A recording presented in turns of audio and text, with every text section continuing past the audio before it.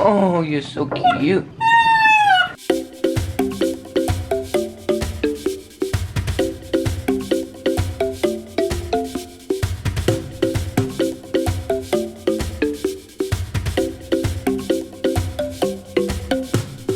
Hey, what's up guys? John here, back from another South African adventure. As many of you may know, I've taken quite a few trips to South Africa where I volunteer with animals at different conservation programs. This time I had the pleasure of getting to work with one of Africa's most precious and most critically endangered animals.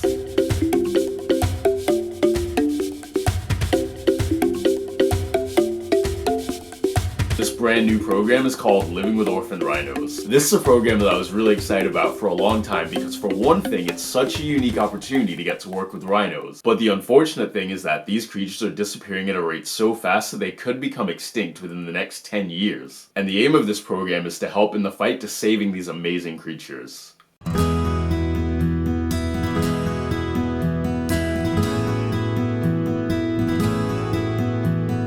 I've mentioned this before in previous videos, but one of the biggest problems right now affecting wildlife in South Africa is rhino poaching and the illegal rhino horn trade. Because of the false belief that it's an aphrodisiac or that it cures cancer, rhino horn is often used in Eastern medicine, and in some parts of the world it's worth more than diamonds, platinum, and gold. Basically, imagine a rhino or any other animal walking around in the wild with the world's biggest and most expensive diamond growing out of its face. This means the poachers will do pretty much anything they can to get their hands on the rhino's horn.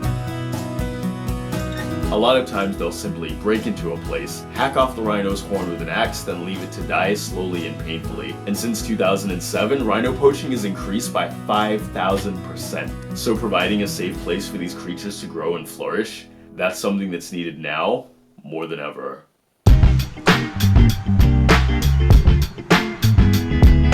The rhinos at this program typically come from Kruger National Park, and they're usually babies whose mothers have been killed by poachers. The facility is not open to the public. It's not a tourist attraction. It's real conservation. So the only way to do this is to volunteer and to secure one of the limited spots available.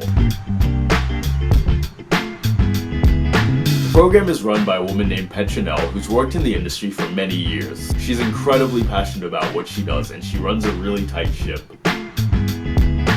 My name is Petronelle Niva. I'm the founder and owner, and we're on a farm. It's about 342 hectares where we work and look after baby rhinos and injured and orphaned other animals as well. The project's aim is to save as many baby rhinos and other animals in distress as possible. We are the largest rhino orphanage in the world. You can expect to work very hard. You can expect to work long hours to get your hands dirty. This is not the petting zoo at all. We also do a lot of research. If I will sum it up to a specific person that comes here, they must be willing to commit with us. All of us is just working together to make it a better place for the rhinos in our care and for the other animals in our care.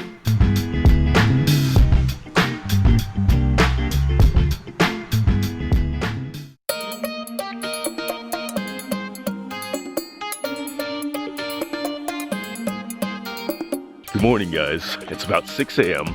Today is my first full day at the all-new Living with Orphaned Rhinos program.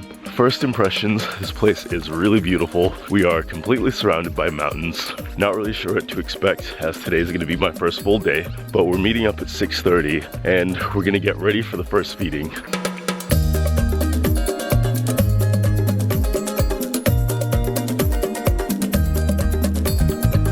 As you can see, all the powdered milk that was made up last night is now being made up into liquid form. So we're adding hot water and giving it a good old mix to make sure that all the powder is properly mixed. And then it all gets poured into the rhinos' bottles, a lot of them are all named. And we make sure that it's all done evenly so they get an even amount of milk.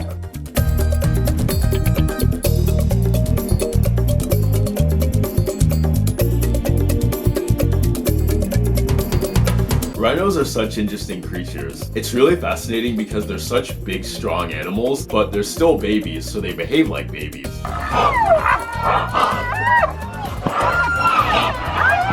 When you feed them, you have to make sure that they all get fed at the same time so they don't start fighting each other. And you have to move quickly because as soon as they see you coming with the bottles, they start to get restless.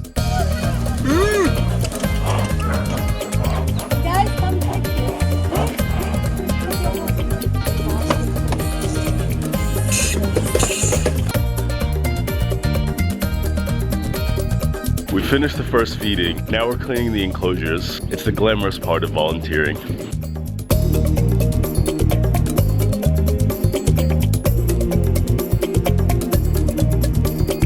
So feeding wild animals is always interesting, but depending on the animal, it's not always as simple and straightforward as it sounds. There's several feedings all throughout the day, but my personal favorite was the 11 o'clock feeding. For the 11 o'clock feeding, we'd actually go in with them to give them their bottles. And being hungry babies who want their bottles, we'd have to move really quickly. Because again, as soon as they see you with the bottle, sometimes they'd immediately just start running towards you. And yes, they're babies, but no matter what the size, you probably don't want to have a herd of rhino charging towards you without some kind of barrier in between.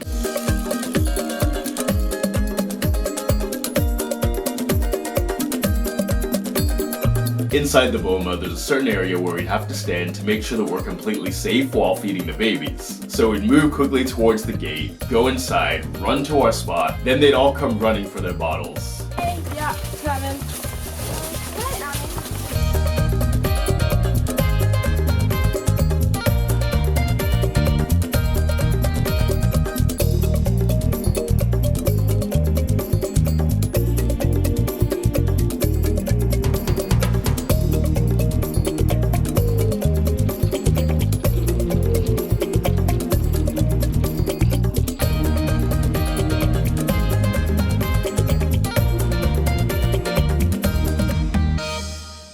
Today's been such a busy day. We've done 3 different feedings and I think we have a couple more left. We've cleaned the rhino enclosures. We've done a few more miscellaneous things here and there. It's a lot of work, but it's amazing. They need round-the-clock care. They need bottle feeding every few hours. They need attention. They need stimulation. And being able to be here with them and give them that, it's incredible.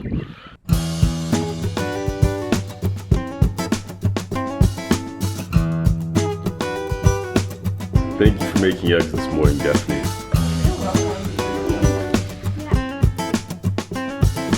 As I've mentioned before in previous videos, whenever you do one of these projects working with animals, things can be unpredictable. So your job could be giving the rhinos a mud bath, or weighing them to see how much they've grown and track their progress.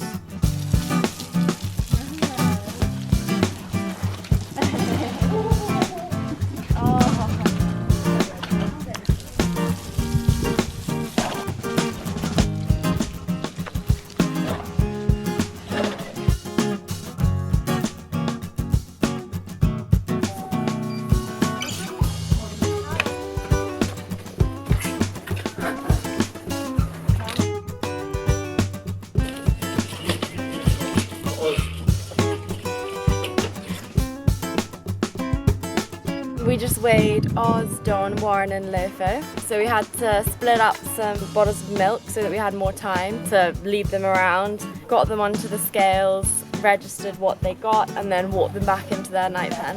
It was awesome, it was very cool. Hello.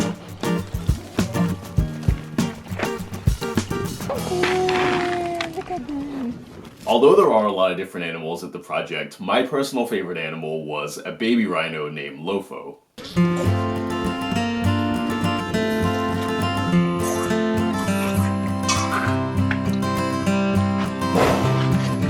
This was Mofo. He was brought in about 3 weeks ago. His mother was poached. He was trying to defend his mother and poachers used machetes, as you can see, to try to get him away as they were stealing her horn.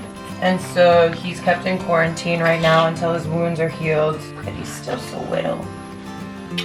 Since he's still recovering, but not 100% yet, he's not strong enough to be with the other babies. But being such a loving and social creature, he sometimes gets sad and lonely when he's by himself. Oh, you're so cute. It breaks my heart every day. So one of the things we were lucky enough to get to do was to go inside and spend some time babysitting him.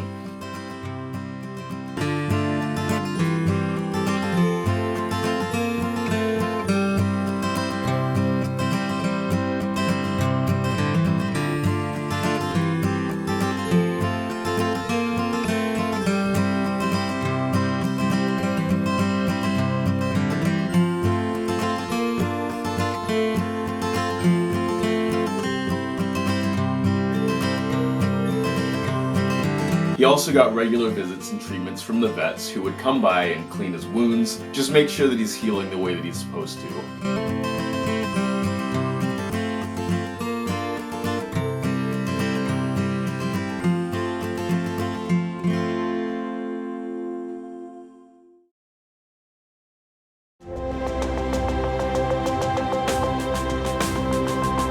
Being at this project was really eye-opening for me. I learned so much, not just about rhinos in general, but also about the plight that they're facing in their struggle. It's heartbreaking seeing a baby rhino like Mofo, whose mother was brutally murdered, and knowing that this type of thing happens several times every single day. And it's horrifying to know that if things don't change, these animals might not be around in just a few short years. This is why a project like this is so important, and the work that you're doing really does make a difference. When you come and you give your time to volunteer with these animals, you're directly helping in the fight to bring these animals back from the verge of extinction. This is something you can walk away from, truly knowing in your heart that you've done something good, you've done something meaningful, because this is real conservation, and I'm so proud to be able to say that I've done this.